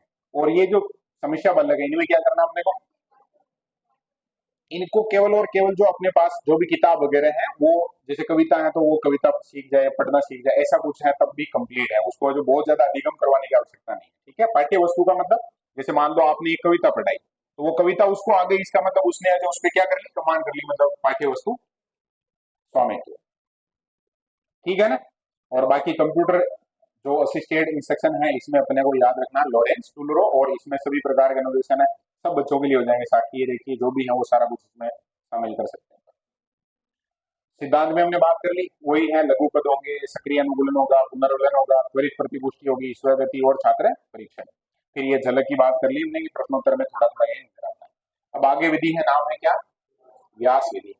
भाष्य या भाषण विधि भी कह सकते हैं, पहले भी हमने बात की थी। जैसे ये जब हम PYQ देख रहे थे उस समय नाम आया था इसका, आया था क्या, फिर उस समय मैंने बात की थी कि एक सूक्ति आ गई, जैसे एक लाइन है, अब किसी व्यक्ति को जो समझ में नहीं आ रही है कि इसका मीनिंग क्या है, तो कोई एक व्यक्ति है जो एक्सपर्ट है, वो उसको जो बहुत बढ़िया सी व्याख्या करके समझाएगा, तो फिर वो विधि क्या कहलाएगी, व्यास या भाष्य विधि, भाषण विधि, ठीक है। ये पद्य पढ़ाने के लिए उपयोगी है। पद्य का मतलब क्या हुआ, अभी बात की थी थोड़ी देर पहले हमने, बोलो, कविता वगैरह जो भी दोहे सोल्ट है वो सारी बातें। और इसमें है मतलब केंद्र में कौन रहेगा, क्योंकि उसको ज्यादा नॉलेज है वहां, तो वो सारी बातें करता रहेगा, छात्र है उसको कम मौका मिलेगा। और शिक्षक केंद्रित है, इसीलिए कैसी है। अब इसमें बहुत ज्यादा डिटेल नहीं है, लेकिन व्यास अपने को समझ जाना। देखो व्यास शब्द है जो हम गणित में भी यूज करते हैं, क्या होता है? एक तो त्रिज्या रहती है, और त्रिज्या को अगर उधर लेके चले गए अपन तो क्या हो जाता है, वो व्यास हो जाता है, ऐसा ही है कुछ। तो व्यास देखो, त्रिज्या है वो जो डबल हो गई तब जाके क्या हुआ, व्यास हुआ ना। इसे याद रख लेना, अपने को क्या करना है, बातों को बढ़ा चढ़ा के बताना उसको, व्यक्ति को, ठीक है। तो ये व्यास विधि, शिक्षक केंद्रित है और मनोवैज्ञानिक। आगे है बेसिक शिक्षा पद्धति, किसने दी थी, बोलो, गांधी जी ने। शिक्षा पद्धति का नाम क्या है, बेसिक, बेसिक शिक्षा पद्धति। और गांधी जी का नाम आ जाएगा। माध्यम ये क्या मानते थे? मातृभाषा में, ठीक है। और मातृभाषा है तो कौन सी कक्षाओं के लिए ज्यादा बढ़िया होगी बेसिक शिक्षा? छोटी कक्षाओं के लिए। लिखने से पहले बच्चों को क्या जो क्या मौका दो? चित्रकला, क्योंकि चित्र भी इन्होंने मान लिया कि अक्षर का ही रूप होता है, अक्षर भी एक चित्र ही है जो आप इधर उधर करके घुमा के बना देते हो। सामाजिक वातावरण भी दिया जाए, मतलब उनको जब आप सिखा रहे हो तो बेसिक चीजें सिखानी है ना, तो वो समाज में ज्यादा प्रॉपर सीख पाएगा वाला। मातृभाषा, राष्ट्रीय जागरण, सांस्कृतिक पुनरुत्थान, ये सारी चीजें हैं वो इस पद्धति के कारण है जो और प्रमोट होगी। कैसे? जैसे ये कह रहा है ना कि मातृभाषा में शिक्षा दी जाए, माध्यम मातृभाषा हो, तो मातृभाषा है उसका प्रमोशन हो रहा नहीं हो रहा, उसको ज्यादा तवज्जो दी जा रही है ना? फिर राष्ट्रीय जागरण, भाई जिस राष्ट्र के आप निवासी हैं उसकी मातृभाषा में अगर आप अध्यापन कर रहे हैं और बुनियादी बातें कर रहे हैं तो राष्ट्रीय जागरण होगा। और आपकी जो संस्कृति है मातृभाषा में होगी ना सांस्कृतिक बातें, तो उसका भी क्या होगा? पुनरुत्थान होगा। अब आज की जो आवश्यकता है ना वो बहुत अलग लेवल की है। आज जब भी हम ऐसे भारत के संदर्भ में बातचीत करते हैं तो रिसर्च वगैरह करने का किसी को अगर शौक है तो कोई भी जो सोशल मीडिया वगैरह पे या मीडिया में जो चीजें दिखती है उसके एक साइड में क्या चीजें उनको अपन चेक करें तो ये सारी चीजें जो आ जाएगी। बहुत सारे संगठन काम कर रहे हैं राष्ट्रीय जागरण के लिए, सांस्कृतिक पुनरुत्थान के लिए। बहुत सारे संगठनों में ऐसे देखा होगा कि हिंदी को ज्यादा प्रमोट करने की कोशिश करते हैं, तो कहीं ना कहीं ये सारी बातें जो उसमें आ जाती है। और आजकल की इंटरनेशनल लेवल पर जरूरत भी है। जैसे हम राष्ट्रीय जागरण की बात करें तो अंग्रेजों ने हमारे ऊपर राज किया, ऐसा कुछ है, तो हमें अंग्रेजी नहीं सीखनी चाहिए, ऐसा कुछ लोगों का उस समय का भाव रहा होगा। लेकिन आज जो वो बहुत इमरजेंसी टाइप का काम हो गया ये भैया आपको प्रॉपर मातृभाषा आनी चाहिए, आपका जो भी ऐसा व्यवहार है जहां पर मातृभाषा की आवश्यकता है तो उसमें करो। लेकिन इंटरनेशनल लेवल पर आपको कमजोर नहीं रहना, तो टेक्नोलॉजी वगैरह ये सारी चीजें आपको आनी चाहिए, तो वहां पर आपको जो अंग्रेजी में भी उतनी बढ़िया एकदम कंफर्टेबली आपको आनी चाहिए अंग्रेजी, है ना? तो गांधी जी ने ठीक ठाक आइडिया दिया था कि नहीं? जबकि पढ़ के कहां से आए थे वो? इंग्लैंड गए थे पढ़ने। आगे है पद्धति का नाम विनेटिका। क्या नाम है? विनेटिका। पढ़ो देखे क्या लिखा हुआ विनेटिका। शहर का नाम है ये।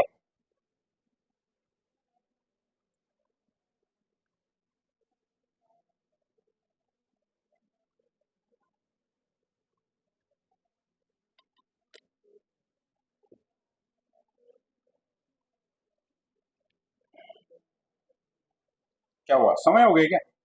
तो नहीं, जो भी है बोलो।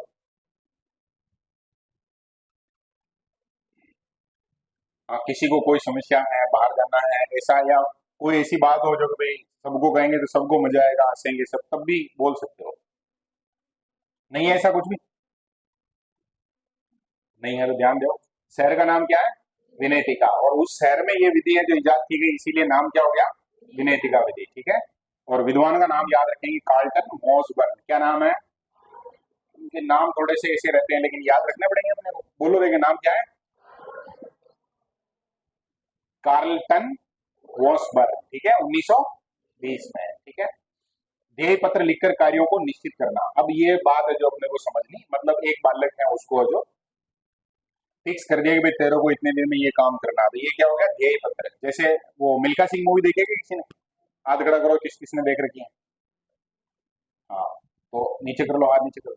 उनके कोच है, उनको एक कागज देते हैं और उस पर लिखते हैं 45 पॉइंट। हेलीकॉप्टर में होती है शायद ये बात, है ना? 45.9 का टारगेट देते, 400 मीटर है जो तुम्हें, जो 45.9 है वर्ल्ड रिकॉर्ड है, इसको जो ओवरकम करना है, ऐसा कुछ। तो वो जो कागज था ना वो उसके लिए क्या था? ध्येय पत्र। क्या था बोलो? हाँ, ये भी महत्वपूर्ण बात है। अब ऐसे ही कोई स्टूडेंट है, उसको जो टारगेट दे दिया हमने, उसके ऊपर लिख के भाई ये काम करना है, और वो बालक है जो उस पर बहुत प्रॉपर काम कर रहा है, सारा कुछ एकदम कंप्लीट कर रहा है, तो इसका मतलब वो कौन सी विधि है जो वहां यूज हो रही है? विनेटिका विधि। ये किसी को याद है क्या, उस मूवी में ऐसा था क्या? कुछ थोड़ा थोड़ा याद आ रहा है। छोटी कक्षाओं के लिए उपयोगी है। अध्यापक है जो क्या है? मार्गदर्शक या निरीक्षक है, ठीक है। आगे है विधि का नाम क्या? रेखाली। लेकिन एक बार रिवीजन करते हैं अपन, कौन सी विधि दी है? अपने जितने स्टूडेंट है उनको ध्येय पत्र देना चाहिए। एक तो उस पर लिख दें अपन की भाई राजस्थान में कौन सी रैंक आनी चाहिए। अरे बोलो। फर्स्ट आनी चाहिए। हर विद्यार्थी को इस लेवल पे ही सोचना है। और कुछ को ऐसे लगेगा अरे यार ऐसे गलत फहमी क्यों हो रही है आपको? लेकिन ये गलत फहमी नहीं हो रही है, क्योंकि मुझे ऐसे लगता है कि भी मैं इस लेवल पे मेहनत कर सकता हूँ, तो अब थोड़ा सा विद्यार्थी को थोड़ा सा अपने मन में ऐसा भाव जगाना है कि हाँ ऐसा किया जा सकता है, तब हम आज ये कर सकते हैं बढ़िया से। ठीक है, तो नोट कर लेना अपनी अपनी कॉपी में। ठीक है, अब मैं अलग अलग से एक एक को कागज में लिख के देने से तो तो खुद से ही लिख लेना कि भाई हमारे को ये ध्येय पत्र दिया गया है और टारगेट दिया गया है कि राजस्थान में पहली रैंक आनी चाहिए। क्योंकि कोचिंग की कहूंगा तो वो तो किसी न किसी का तो ध्येय पत्र थोड़ा लेवल का रखते हैं अपन, ठीक रहेगा। चलो, ड्रेकाली विधि में जो विद्वान कौन है? ओविड ड्रेकाली। तो ये तो नाम तो याद रह जाएगा, विद्वान का तो पूछेंगे नहीं, जिसका भी नाम से है तो उसका जनक तो नहीं पूछते। अमेरिका के थे, ये थोड़ा ध्यान रख लेना। और एज ग्रुप मतलब किन बच्चों के लिए उपयोगी है? तो 4 से लेके 19 वर्ष। वो कक्षा की बात करता है कुछ जगह, ये वर्ष है तो ध्यान रख लेना। कौन सी? ड्रेकाली। ठीक है, 4 से लेके 19 वर्ष। बहुत अलग लेवल पे है मामला, इसकी डिटेल बन पढ़ते हैं। हालांकि ये फर्स्ट लिखा है ना, उसके साथ जो बातें लिखी हुई है वो बहुत अलग है, लेकिन पढ़ लेते हैं अपन। मैं तो अब जो ऐसा सोचता नहीं हूँ तो फिर मुझे जो फर्क नहीं पड़ना चाहिए। मंदबुद्धि, मूक बधिर, मानसिक विकार और व्यक्तिगत भिन्नता हेतु जो बालक है उनके लिए इस विधि का उपयोग ज्यादा किया जाता है। गलत जगह आ गया नहीं? खेल, ठोस व व्यवहारिक गतिविधियों पर बल दिया जाता है। खेल खिलाए जाते हैं और ठोस होनी चाहिए, मतलब जिसका सेंस निकलना चाहिए या जो प्रैक्टिकल हो, ऐसी एक्टिविटी करवाई जाती है। बालकों को आवासीय शिक्षण दिया जाता है और इन्वायरमेंट रखा जाता है कैसा? प्राकृतिक, नेचुरल इन्वायरमेंट में रखा जाता है ताकि उनका मन है जो लगा रहे बढ़िया से। तो आगे तो ये विधि अलग आ गई है, यहाँ से है जो अलग विधि है। यहाँ से ऊपर ऊपर हम पढ़ रहे हैं वो कौन सी विधि है? बोलो, ड्रेकाली विधि है। तो ड्रेकाली विधि से थोड़ा सा समझ में आया होगा कि ये जो ऐसे बालकों के लिए जो असामान्य है, मंदबुद्धि है, या जिनको मतलब किसी प्रकार का मानसिक विकार है, तो उनको अगर अपन लेवल पर लाना चाहते हैं, सिखाना चाहते हैं, तो उनके लिए आवासीय विद्यालय अभी होते हैं अपने भी, सोना विद्यालय है जैसे भिलवाड़ा में है, नाम सुना होगा, मंदबुद्धि बच्चों के लिए है वो, तो वो लगभग इस विधि को अपनाते हैं। ठीक है, और विद्वान का नाम ध्यान रखेना, ओविड ड्रेकाली। ये लाइन भी थोड़ी ठीक लग रही है इसमें, क्योंकि जो मंदबुद्धि, मूक बधिर और मानसिक विकार वाले बालक हैं, उन बालकों के लिए अगर खेल विधि का उपयोग किया जाए या ठोस या व्यवहारिक गतिविधियों पर अगर फोकस किया जाए तो वो थोड़ा ज्यादा सीख सकते हैं। अब एक बताओ, देखिए व्यवहारिक विधि क्या हो सकती है? ये बताएगी, आज कोमल का नाम ले लेते हैं, कोमल बताएगी। बोलो, ये जो लिखा है ना व्यवहारिक गतिविधियों पर बल, तो इन बच्चों को पढ़ाने के लिए एक कोई एक्टिविटी बताओ कि ये व्यवहारिक गतिविधि हो सकती है। मेरे हिसाब से, अपने हिसाब से बताना, और जो भी विद्यार्थी अपने हिसाब से बताता है वो अपने हिसाब से सही भी होती है। बोलो, एक बताओ कि ये तरीका है, जिस तरीके से नहीं ये तरीका लगाया।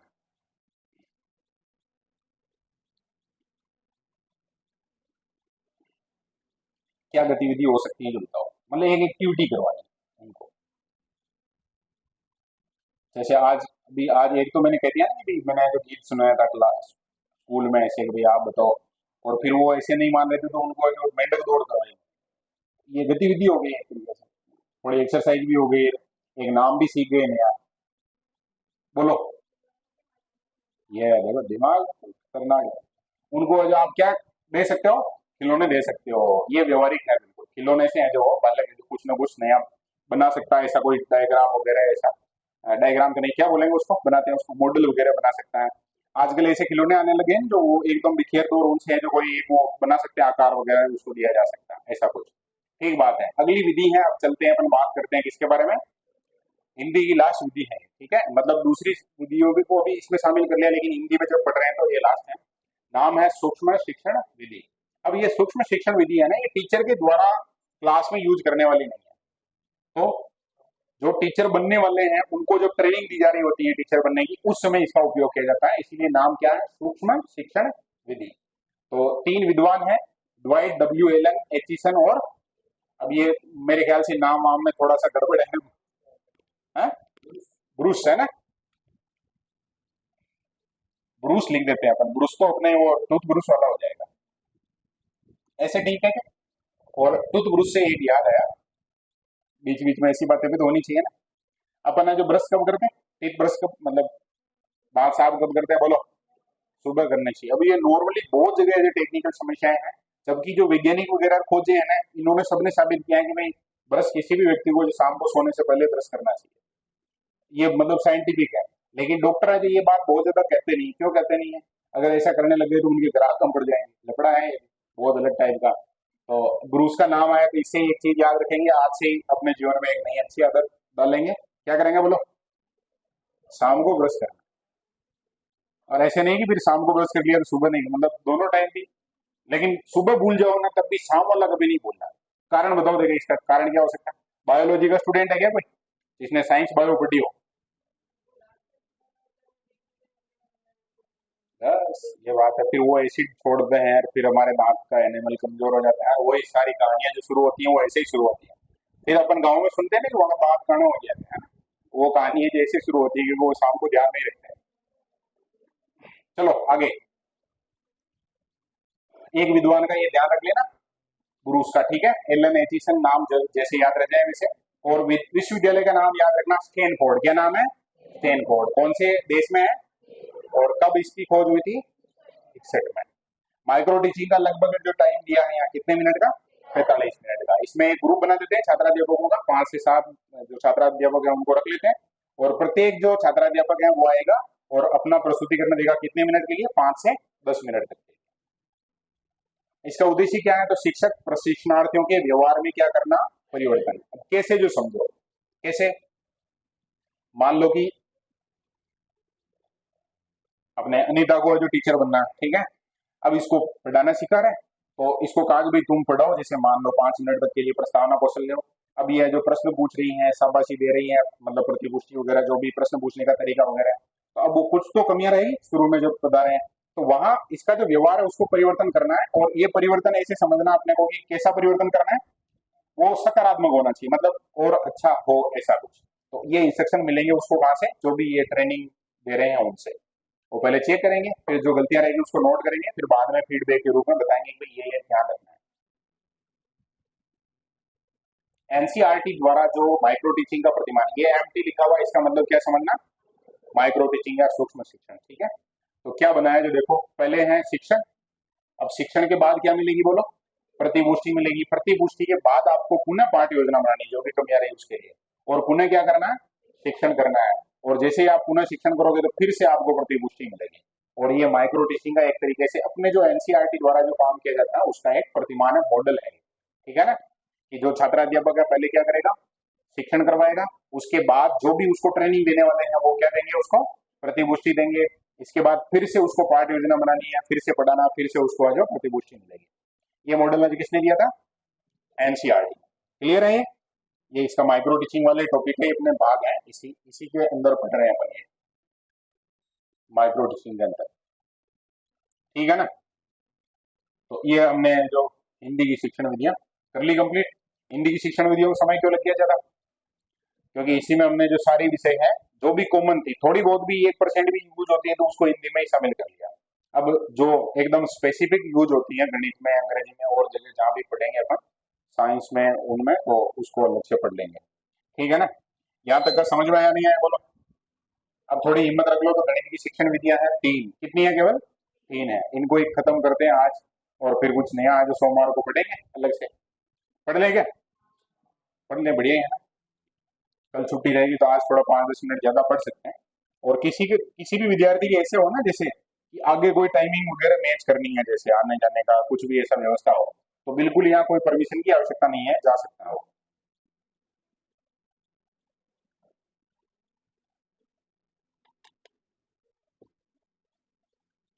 जैसे किसी की ट्रेन छूट रही हो, समझ गए ना बात? ट्रेन से थोड़ी आता कोई, तो उसको लग रहा है ये क्या हो रहा है। चलो शुरुआत करते हैं, अभी वापस माहौल थोड़ा नॉर्मल होकर फिर वापस पढ़ना शुरू करेंगे तो ठीक रहेगा। हालांकि ये शायद रिकॉर्डिंग चल रही है क्लास की, तो अपन और बातें नहीं करेंगे। इधर देखो, गणित की शिक्षण विधियां पढ़ रहे हैं, उसमें सबसे पहले विधि का नाम है क्या? संश्लेषण विधि, ठीक है। और गणित में भी खास तौर से किसके लिए यूज होती है? ज्यामिति के लिए यूज होती है। तो ज्यामिति शब्द संश्लेषण के साथ याद रखना हमें। और संश्लेषण और विश्लेषण विधि ये एक दूसरे की क्या हो सकती है?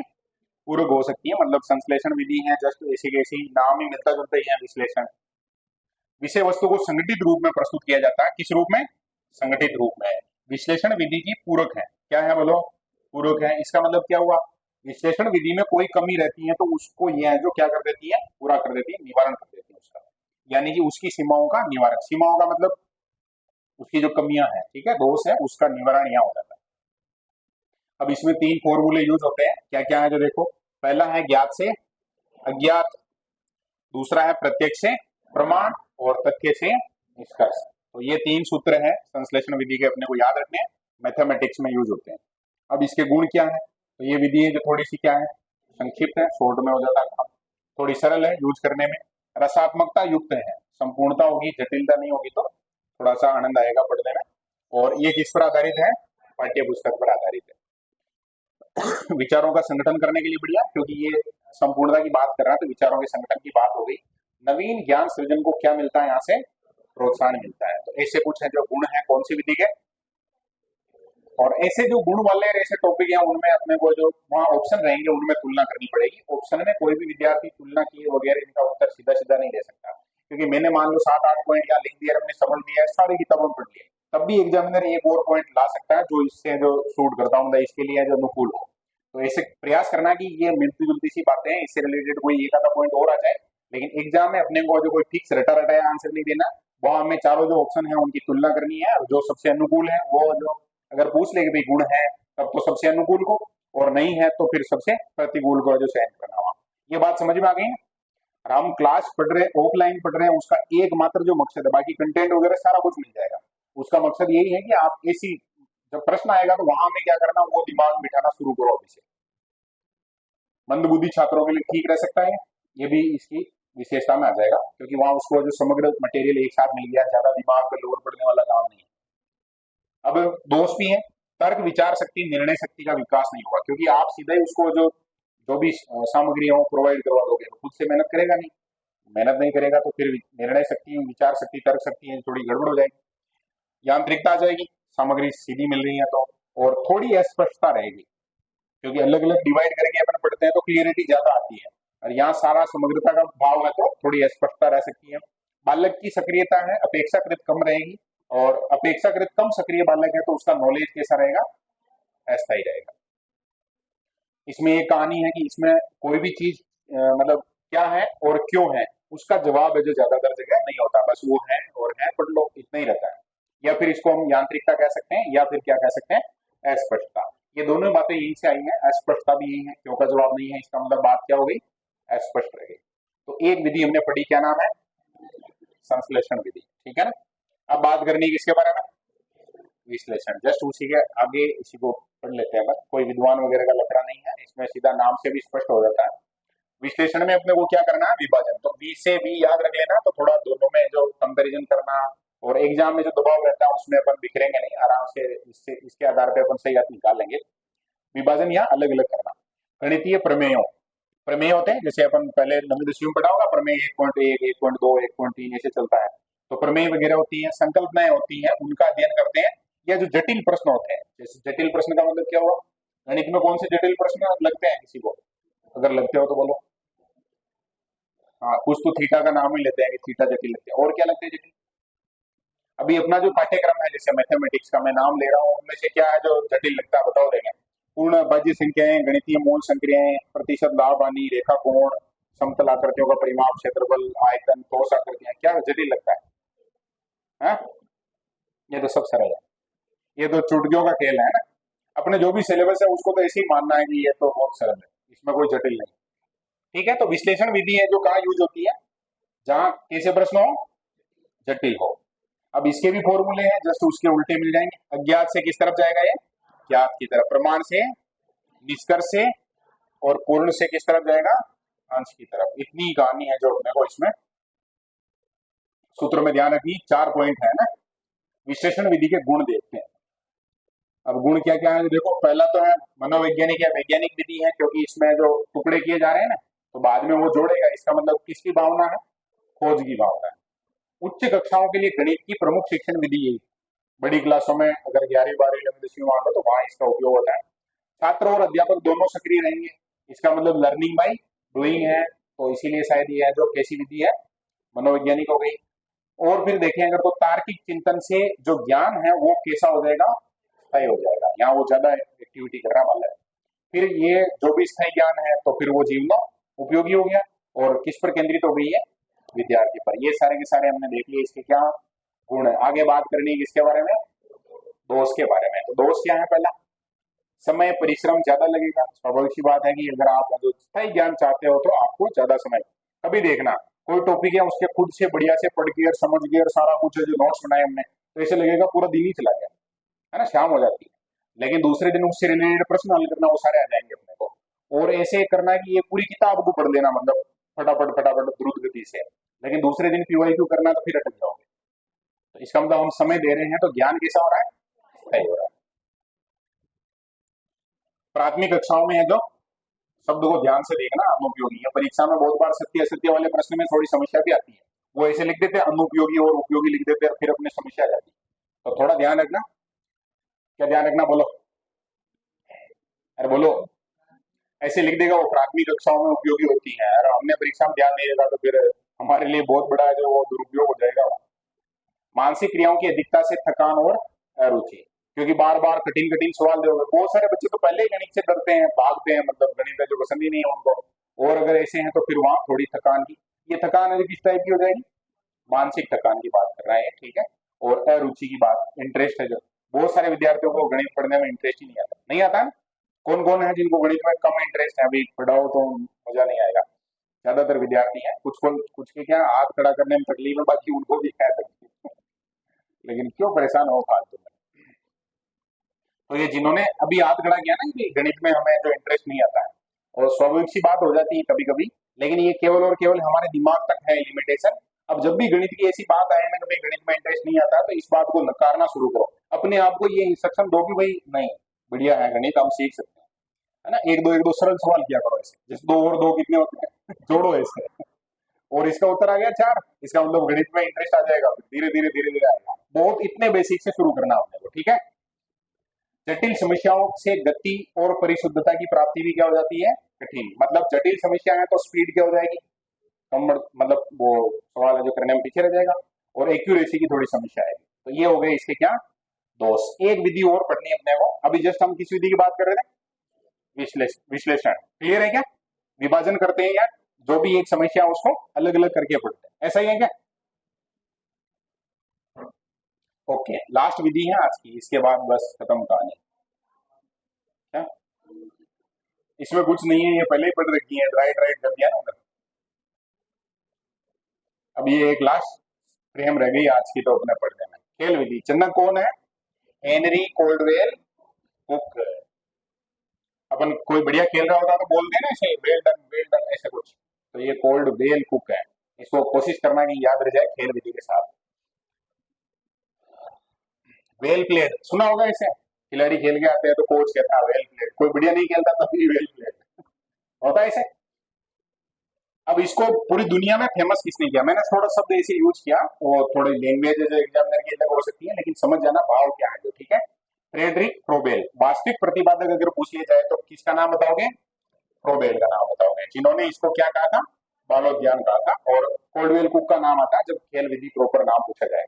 खेल खेल में गिनती गणना, अब ये क्योंकि गणित पढ़ रहे हैं, हिंदी से एकदम स्विच कर गए हम, तो गणित पढ़ रहे हैं, तो गणित में तो अपने को एक दो तीन चार ही सीखने, या फिर जोड़ बाकी गुणा भाग यानी गणना करनी है। और खेल अगर खिला रहे हैं तो विकास कैसा होगा, सर्वांगीण होगा, क्योंकि वो शारीरिक रूप से, मानसिक रूप से, हर प्रकार से जो इन्वॉल्व हो रहा है बच्चा। और खेल है तो बालक में क्या आएगी बोलो, रुचि, ध्यान उसका कहाँ रहेगा, पढ़ने पर रहेगा। ज्ञान कैसा अर्जित होगा, सही ज्ञान अर्जित होगा। आत्मनिर्भरता आएगी क्या, क्यों आएगी, क्योंकि खेल में जो खुद से पार्टिसिपेट करना पड़ता है, लोड लेना पड़ता है। तो ये हो गई खेल विधि। और लास्ट विधि है, नाम है क्या, आगमन निगमन। इसका खूब ही उपयोग किया जाता है, लेकिन ये हमने पहले पढ़ ली। आगमन विधि के बारे में अच्छे से पढ़ा हमने। और अमनोवैज्ञानिक विधि होती है कौन सी, निगमन, इसके बारे में खूब अच्छे से पढ़ा। तो ठीक है ना। तो आज जो दो विषयों की शिक्षण विधियां कंप्लीट हो गई अपने, हिंदी और गणित की। जब ये शुरुआत हुई थी तो ऐसा लग रहा था कि हिंदी हिंदी में से 3 दिन लग जाएंगे तो क्या होगा, लेकिन देखो हिंदी कंप्लीट हो गई, गणित भी आज कंप्लीट हो गई, और कल छुट्टी है, परसों जो बाकी सारी शिक्षण विधियां परसों कंप्लीट कर लेंगे। अब जो मेन बात है वो क्या है, बोलो, अनुक्रिया। कहीं पढ़ा था क्या हमने, अरे बोलो, खुद से क्या करना है, बहुत बढ़िया से दौरान करते रहना बार बार। और दौरान में जो वो 33% वाला फॉर्मूला लगा के पढ़ना। अभी किसी को अगर टाइम कम मिल रहा है, लेट शुरू किया है, पहले का बहुत ज्यादा नॉलेज नहीं है, तो उसको थोड़ी कोशिश करनी है कि जो चीजें ऐसी हैं जो परीक्षा में आने के लिए सबसे मोस्ट है उसको पहले याद करो, और बाकी जो चीजें हैं उसको अभी थोड़े दिनों के लिए छोड़ दो। जब वो 33% 20% याद हो जाए, उसके बाद फिर बाकी को याद कर लेना, कोई मना नहीं करेगा। ठीक है क्या?